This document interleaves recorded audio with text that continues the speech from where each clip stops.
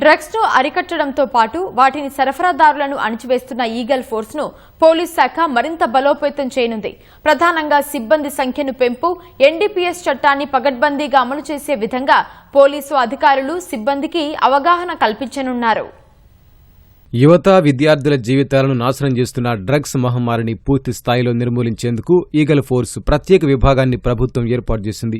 ఎన్నో రాష్ట్రాల్లో ప్రత్యేక ఆపరేషన్లు నిర్వహించి మాదక ద్రవ్యాల సరఫరాదారులను ఈగల్ టీం అరెస్టు చేసింది. జాతీయ స్థాయిలో ప్రతి డ్రగ్స్ కేసులో సగటున 1.3 మంది అరెస్ట్ అవుతుంటే తెలంగాణలో అది 3.1గా ఉంది. కేవలం డ్రగ్స్ సరఫరా చేసే వారినే కాకుండా అసలు సూత్రధారులను పట్టుకుంటున్నారు. ఆర్థిక మూలాలను కనుగొంటూ నిందితుల ఆస్తులను జప్తు చేస్తున్నారు. ఎన్డీపీఎస్ చట్టం కింద 386 ఫ్రీజింగ్ మెమోలు జారీ చేశారు. ఇప్పటి వరకు సుమారు 93 మంది విదేశీయులను రిపోర్ట్ చేశారు.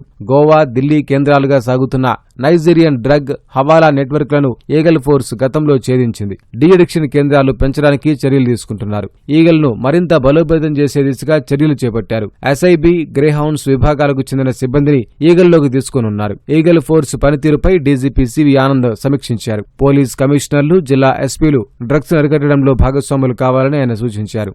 అంతర్రాష్ట్ర ఆపరేషన్స్లో Delhi operation, Agra operation, Goa operation, ఈ విధంగా ఎన్నో పెద్ద ఎత్తున వారు ఆపరేషన్స్ చేసి చాలా మందిని అరెస్ట్ చేయడము, చాలా భారీ ఎత్తున డ్రగ్స్ ని సీజ్ చేయడం అనేది జరిగింది.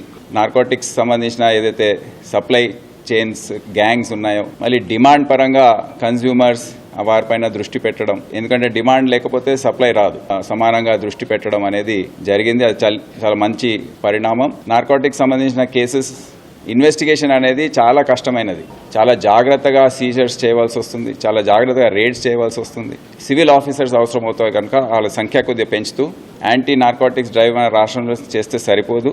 ఎస్పీస్, కమిషనర్ ఆఫ్ పోలీస్ ఏవైతే ఉన్నారో ఇప్పటి నుండి తప్పకుండా వారు దీనికి అందించాలి.